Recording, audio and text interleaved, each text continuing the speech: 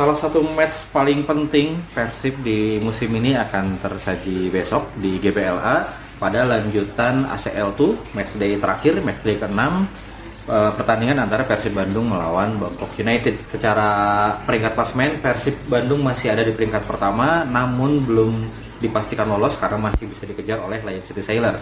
Sedangkan Bangkok United yang ada di posisi kedua malah sudah memastikan lolos karena unggul secara head to head melawan Lion City Sailors. Secara peluang sangat terbuka sekali buat Persib Bandung untuk bisa lolos.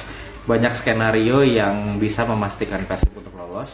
Hanya satu skenario yang akan membuat Persib gagal, yaitu kalau Persibnya kalah dan Lion City Sailor-nya menang. Jadi intinya secara peluang dan secara keyakinan juga insya Allah Persib akan lolos, tapi tetap harus waspada. Dan saya coba buat match previewnya dari sisi analisa terhadap Bangkok United-nya dari pertandingan, dari keberjalanan mereka selama ini dan juga secara teknisnya dari pertandingan terakhir melawan Selangor FC. Ini statistik yang saya dapat dari Fotmob, jadi merangkum keberjalanan dua tim ini ya, Persib Bandung dan Bangkok United dalam 5 pertandingan sebelumnya. Persib Bandung menciptakan 10 gol, lumayan bagus, dia peringkat ke-6 dari seluruh peserta ACL itu.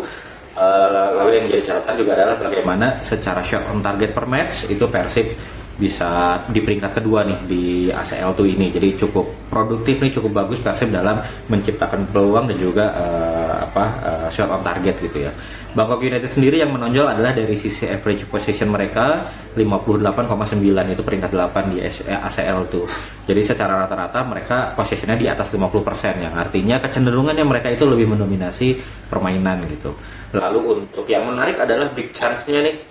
Dia big chance-nya banyak banget nih si Bangkok United ini, dan yang gagalnya pun banyak. Persib big chance-nya berhasil 8 dan juga yang miss cuma 3 gitu ya, sedangkan Bangkok United bisa bikin 16 tapi 12-nya gagal. Big chance ini berbeda ya sama shot on target karena melihat dari bagaimana sebesar apa peluang itu. Jadi kayak misalkan nih ada crossing ke kotak penalti, udah deket banget sama gawang tapi nggak berhasil disundul, itu masuknya big chance. Nah ini bisa jadi catatan nih buat Persib. Catatannya di mana? Kalau melihat gini ya, big chance 16, miss 12, terus golnya juga cuma 8, sedangkan penguasaan bola banyak. Mungkin kesimpulan sederhana bisa dibilang Bangkok United itu banyak megang bola tapi nggak efektif, terus lini depannya juga tidak tajam gitu ya. Nah tapi harus jadi catatan juga bahwa bisa jadi selama ini Bangkok United itu secara permainan bagus nih, dia bisa meng-create peluang, cuma sial aja peluangnya nggak jadi gol. Nah jadi yang harus dicatat adalah Bangkok itu bagus dalam penciptaan peluang, dalam penciptaan big chance ya terutama gitu. Nah ini Persib benar-benar nggak boleh lengah nih, jangan sampai lini belakangnya itu jadi jadi hilang fokus lah, yang itu bisa dimanfaatkan. Siapa tahu sialnya Persib gitu ya, pada saat pertandingan besok Bangkok United menciptakan peluang dan juga bisa menciptakan gol. Ini jadi harus hati-hati. Nah kita coba analisa permainannya Bangkok United dari pertandingan terakhir melawan Selangor. Secara statistik bisa dilihat ya, penguasaan bolanya dominan sekali Bangkok United 68% berbanding 32%. Total tembakannya pun banyak sekali Bangkok United 22, walaupun yang on target 8 dan yang tercipta golnya 1, artinya 7-nya berhasil di-save oleh kiper. Sedangkan Selangor dari total tembakannya ada 5, 1 yang ke arah gawang dan 1 yang gol. Jadi ya itu tadi, ini bahasanya lagi-lagi sepak bola lagi jahat sama Bangkok United, menguasai pertandingan selama 90 menit tapi kebobolan di menit akhir, di menit 90+3 oleh satu-satunya shot on targetnya lawan gitu. Nah secara formasi Bangkok United menggunakan 4-2-3-1 di atas kertasnya ya, startingnya ya 4-2-3-1. Formasi yang sama sebenarnya digunakan sama Persib. Yang menjadi kunci adalah 2 double pivot di sini nih, Nakamura sama Kosovic. Kosovic pada pertandingan pertama lawan Persib nggak main, dan ini kalau dilihat dari permainan melawan Selangor, 2 pemain ini benar-benar rotasi posisinya, kerjasamanya juga kelihatan bagus ya. Ini harus menjadi kewaspadaan nih buat para pemain dari Persib. Dalam perjalanannya, kecenderungannya tadi ya secara position mereka menang, dan memang sepanjang pertandingan banyak menyerang nih si Bangkok United, dan pada saat menyerang mereka menggunakan formasi 3-2-5, walaupun 3-2-5-nya asimetrik nih. Asimetriknya seperti apa? Jadi ini kelihatan dari average possession sepanjang pertandingan, bagaimana Bangkok United itu posisi seperti ini gitu ya. Jadi si bek kanannya itu ikut maju ke depan mengisi 5 pemain di depan, tapi si 3 backnya itu nggak memposisikan simetris. Si bek kirinya itu tetap di kiri, dua back tengahnya tetap di tengah. Nah memang ada ruang kosong di sisi back kanan itu yang ditutup oleh Kyoga Nakamura, salah satu defensive midfieldernya si Bangkok United gitu. Nah untuk penyerangan juga dia menggunakan overload sisi kiri, jadi hanya satu sisi nih. Jadi Bangkok United itu kecenderungannya memang bermain melalui sayap dan dia fokus hanya kepada satu sayap. Kalau lawan Selangor itu di sayap kiri, bisa lihat di contohnya di sini. Jadi back kanannya maju jauh ke depan bahkan pada saat build up awal. Lalu Nakamuranya juga dan juga Kosovic-nya ikut mengisi ke kiri nih. Jadi di kirinya itu ada 5 pemain bahkan sampai 6 pemain kalau ada tambahan dari striker dan juga dari gelandang pertahanannya. Memang mereka tilting lapangan, jadi lebih berat ke arah kiri gitu. Sepanjang pertandingan kurang lebih seperti itu. Nah serangan ini setelah dia melakukan tilting ke sisi kiri, memang opsinya ada dua, bisa dia bermain kombinasi di situ atau si back kanannya tadi itu, jadi di sisi kanannya itu menjaga kelebaran yang jauh melebar lah gitu. Nah itu menjadi hampir sama strategi kayak Persib, jadi bisa kombinasi di kiri atau juga melakukan switch side melalui diagonal long pass ke sisi kanan. Dan kalau udah diagonalkan ke kanan, umpannya akurat, itu posisinya biasanya 1 lawan 1 melawan back lawan. Nah di sini Kosovic dan Nakamura menjadi holding midfielder. Dan ketika ini bisa dilihat ketika proses build up nih, ketika mentok nih dari kiri nih udah penuh, pemain Selangornya juga ke kanan, mereka mengganti arah dan bukan bek kanannya yang mundur tapi Kyoga Nakamuranya nih yang mengisi posisi bek kanan, sehingga formasinya menjadi 4-1-5. Nah ini jadi memang kelihatan bahwa Bangkok United ini fokusnya bermain ke sisi sayap tengahnya, dia cuma satu orang di sentralnya, dan itu tidak menjadi masalah buat mereka gitu. Juga kelihatan ya di sisi kanan ada 6 pemain nih sekarang di sini, jadi seperti mereka kayak bermain rondo nih di pertandingan di sisi kiri. Jadi mereka banyak melakukan kombinasi di sisi kiri untuk membongkar pertahanannya Selangor. Nah ini lagi-lagi formasinya menjadi 4-1-5, satu pemain off screen ya di yang bek kanannya itu, dan ini ada pertukaran posisi antara Kosovic dan Nakamura, dan ini terjadi begitu dinamis gitu ya selama pertandingan. Nah ini tadi dilakukan diagonal long pass ke sisi kanan dan posisi 1 lawan 1. Ini harus diwaspadai oleh Persib. Jadi memang bagaimana Persib itu terutama nih penyerang sayapnya harus mau membantu pertahanan seperti yang dilakukan oleh William Barros seperti biasa ya. Nah makanya idealnya memang William Barros di kanan, Beckham di kiri, karena dua sayap ini kecenderungan untuk membantu pertahanannya tinggi, berbeda dengan Sadil dan juga Berginho yang ya bisa dibilang agak malas nih bertahan. Tapi formasinya seperti apa pasti ada plus minusnya. Bojan pasti udah menentukan yang terbaik lah. Nanti di akhir juga kita coba untuk kasih menurut kita perakiraan formasinya seperti apa. Nah ini selama pertandingan juga kelihatan jelas bagaimana arah serangannya dari Bangkok United itu adalah dari kiri. Arah serangannya itu selalu dari kiri, 45,1% serangan Bangkok United itu dari kiri. Dan juga Selangornya juga dari kiri juga, karena ya itu di sisi kanannya Bangkok United jadinya kosong, akhirnya Selangor banyak menyerang dari sana. Hal itu juga yang terjadi yang menjadi awal mula golnya. Kedua golnya baik dari Bangkok United maupun dari Selangor terjadi dari sisi kiri penyerangan mereka. Ini yang Bangkok crossing diterima oleh Algasari striker mereka karena tiang, dan bola reboundnya dimanfaatkan oleh back lawan. Ini jadi bisa jadi pelajaran nih, back Persib harus fokus menjaga man to man-nya lah gitu ya. Nah sedangkan Selangor sendiri memang di sini kelihatan pada saat transisi bertahan sayap yang Bangkok United itu telah turun nih. Jadi ada area di sisi sayap kanan itu yang bisa di sisi back kanan ya yang bisa dimanfaatkan oleh Selangor, termasuk pada saat golnya Selangor di menit ke-93, menit terakhir nih. Hampir aja Bangkok United menang tapi berhasil disamakan oleh Selangor. Jadi Persib masih di posisi 1 nih. Nah itu jadi Persib memang pertahanannya harus tetap kompak nih, sama seperti di pertandingan pertama. Di mana di pertandingan pertama itu pernah ada skema di mana 6-3-1 gitu ya. Jadi dan itu bertahan dengan kompak. Memang kecenderungannya Bangkok mendominasi permainan, tapi jadinya nggak bisa membongkar pertahanan Persib nih di pertandingan pertama. Dan juga mereka itu terutama strikernya ya banyak turun ke tengah, banyak melakukan rotasi posisi yang mungkin akan membingungkan back. Nah itu jangan sampai pemain back-backnya Persib itu kepancing, harus tetap pada strukturnya gitu. Jadi sama seperti ketika melawan Borneo, nggak ada satu pemain yang diinstruksikan khusus menjaga satu pemain. Pokoknya ada pemain yang masuk ke daerah itu, pemain yang disitulah yang melakukan marking atau pressing gitu ya. Jadi jangan sampai ada yang kepancing gitu. Catatan berikutnya adalah bagaimana Bangkok United ini melakukan agresif pressing di final third.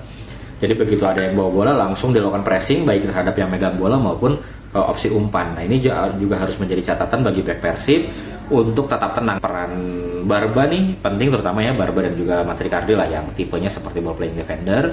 Mereka bisa tetap tenang pada saat ditekan dan juga menjadi umpannya bisa menjadi akurat. Ini juga menjadi PR nih buat strikernya, bisa Ramon Tanki ataupun Andrew Jung, bagaimana dia harus bisa menjadi target man yang bisa menahan bola, karena mungkin ketika nanti progresi itu sulit melalui lini tengah, harus dilakukan bypass langsung ke striker. Ramon harus melakukan apa yang dia lakukan pada saat melawan Borneo, dia bisa outstrength, dia bisa lebih kuat daripada Christophe Nguyen, sehingga dia bisa nahan bola untuk selanjutnya diberikan kepada lini kedua. Nah, di sini pun harus seperti itu. Nah, yang harus jadi catatan berikutnya juga dalam kondisi set piece, karena terlihat pada saat Bangkok United melawan Selangor, mereka juga menyiapkan set piece khusus nih pada saat tendangan bebas nih, yang bisa kelihatan ya, bagaimana di sini kelihatan Evertonnya nahan satu back, terus Maya pemain nomor 5 lari ke arah half space luar gitu.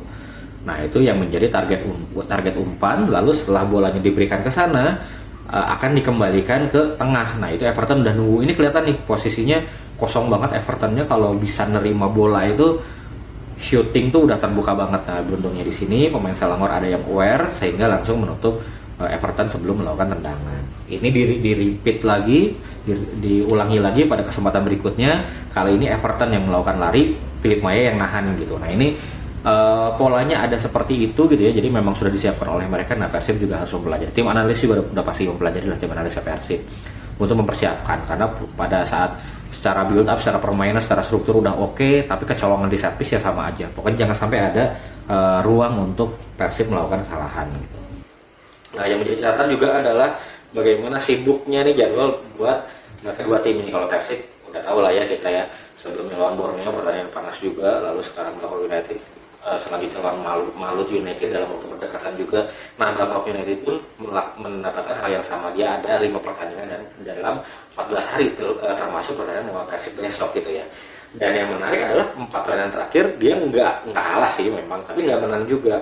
Bahkan ada beberapa pertandingan selain lawan Selangor yang kebobolan di menit terakhir, melawan Chiang Rai United pun dia kebobolan di menit terakhir juga gitu. Jadi memang jadi ingat di pertandingan pertama bagaimana Bojan bilang yang menentukan adalah siapa yang lebih kuat staminanya gitu ya, karena di pertandingan pertama Bangkok menguasai pertandingan, tapi di babak kedua seperti habis nih staminanya gitu ya, dan itu dimanfaatkan oleh Persib. Nah, di sini pun bisa jadi seperti itu. Lalu selain itu update kondisi Persib Bandungnya seperti apa? Kalau dari interview terakhir sama Bojan itu kan ada 3 pemain ya yang sebelumnya cedera, ada Teja Alam, ada Malis dan juga Andrew Yung. Menurut Bojan, Teja dan Andrew Yung udah siap main, tapi ada Malis belum. Nah, jadi ada Malis aja nih yang nggak fit ya, sama William Masilo ya yang sudah tidak digunakan lagi oleh tim pelatih. Jadi seharusnya Persib lebih oke nih, komposisi pemainnya lebih komplit ya ketimbang pertandingan sebelumnya melawan Borneo gitu. Nah,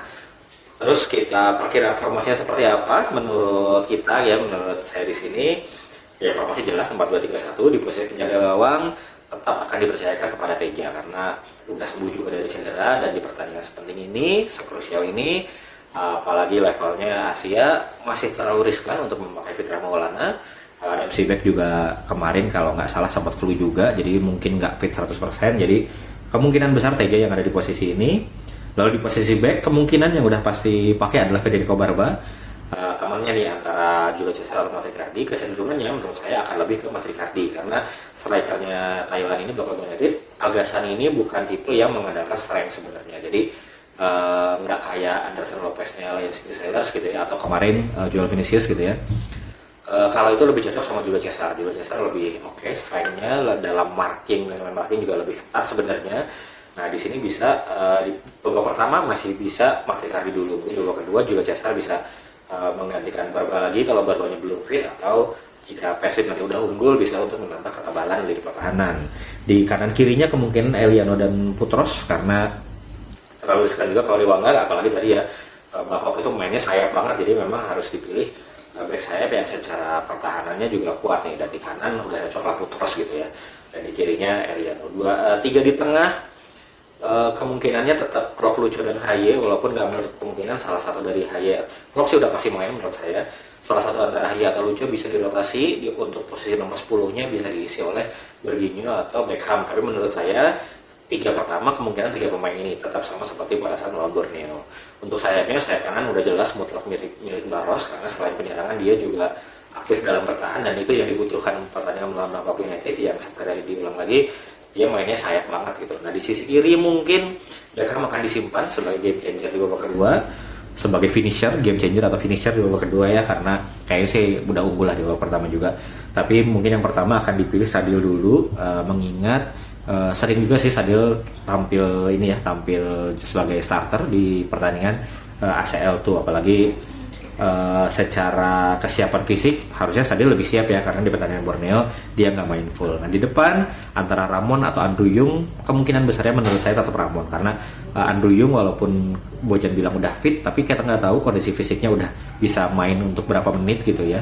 Jadi kemungkinan akan dipakai Ramon dulu, apalagi secara momentum Ramon baru ngegolin nih, dan bukan cuma karena ngegolin ya, karena memang secara skema permainan pun Ramon makin klop nih sama permainan tim gitu. Tadi ketika agresif pressing dari Bangkok United di lini pertahanan Persib gitu ya, butuh juga striker yang bisa nahan bola sebagai target man, sebagai sarana untuk nahan bola dulu sebelum diberikan kepada lini kedua. Dan itu Ramon udah tahu pergerakannya, udah tahu harus kemana, terus cara nahan bolanya, begitu nahan bola harus dikemanain, opernya ke siapa, itu udah kelihatan semakin klop lah Ramon dengan permainan tim. Jadi kemungkinan Ramon dulu yang dipakai itu perkiraan formasi dari Persib. Jadi mudah-mudahan nggak ada aneh-aneh lah, mudah-mudahan nggak ada yang off day, mudah-mudahan semua pemainnya minimal bermain seperti biasa aja.